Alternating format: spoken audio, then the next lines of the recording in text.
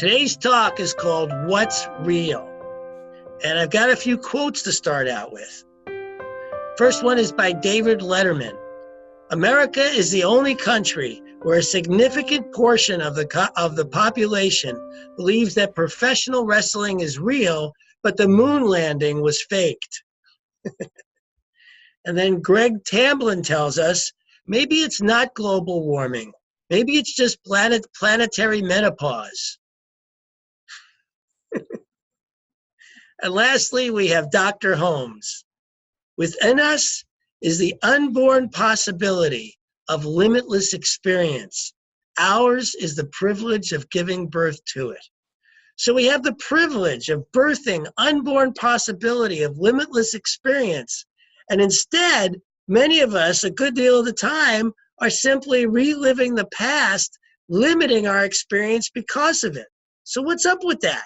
How do we shift to birthing the unborn possibility of limitless experience instead of just reliving the past? Love and passion. You got to love something enough, an idea, a vision, a person, anything. But your love for it has to be so overwhelming that you'll do anything for it. And you've got to have a spiritual practice strong enough to carry you to that love. Have you noticed in your life that you've made a real and lasting change only for two reasons? That's it. Either through suffering or through love. Those are the only two things that can force us out of our comfort zone, force us to take a risk, force us to move up. Either we're suffering enough that it just can't take it anymore, so we got to move forward, or we love enough. We desire something so deeply, we have such a passion for it, that it gets us to make that move. But that's it. There's only two reasons we do anything in life, either because we're suffering too much or because we love that much. And so most of us, I know what's true for me, has made most of those changes through suffering. I mean, things just got so bad, I had to make a change. And so I did, and those shifts were real. And sometimes permanent, sometimes not so permanent. But there have been a few times in my life, like my darling bride, where what has motivated me to change has been love. And in those moments, I have birthed, through privilege, the unborn possibility of limitless experience. That's what you have possible, to open to that, to the unborn possibilities of limitless experience through loving something so much that you can't help but leap forward to it. That's what's real. You want to know what's real? Love. The other thing that we make real a lot of times is suffering. But what's really real, what really can move us, what really can give us that full life, what's real is the unlimited possibilities that we can birth, that only happens when we move towards love. A friend of mine, Jack, got married this past weekend to his high school sweetheart that he had not seen for 40 years. The divine appointment that these two had was so palpable, so real in the room as they were reuniting, as they were uniting in marriage, bringing this place of what they felt so strongly in their bones was soulmates. It reminded me of Homer's Odyssey, where he went on, the Odysseus, after the Trojan War, tried to get home, and one thing after another kept him from it. But he knew that home was real, and he knew that he could get there. It took him 10 years, but when he did, when that epic adventure was over, he knew and felt deeply he was home. And so that's what happened with my friend here and his lovely bride, except for them, it was 40 years. 40 years of an epic adventure that led them back to each other. It was real. It was palpable. And yet they had free will like the rest of us to not listen. The other thing that's real in life is free will. And in free will, we get to choose the past over our present or future. We get to choose repeating our experiences over and over and over. You get to choose repeating your experiences over and over and over. Or you can listen to that divine guidance that's in all of us, nudging us constantly towards a greater love. I want you to know that no matter how many other voices are going on in your head, the one that's real is that divine guidance guiding you to a greater love. Dr. Holmes, this is the heart of principle.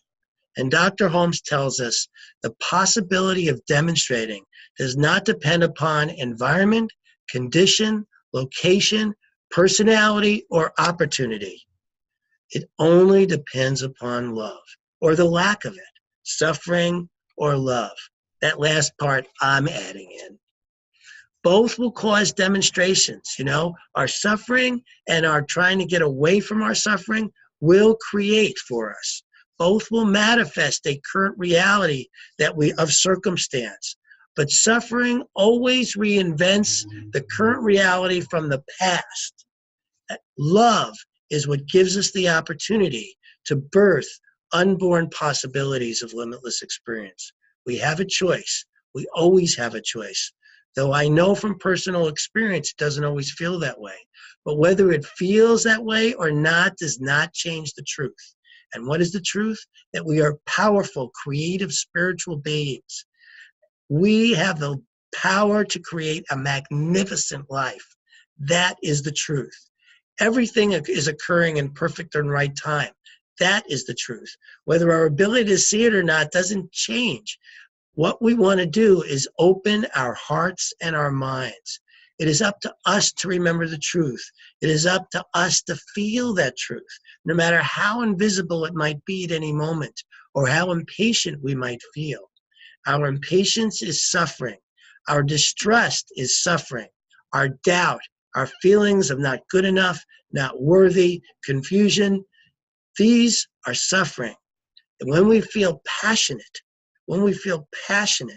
about what we want, that is when we birth those unborn possibilities of limitless experience.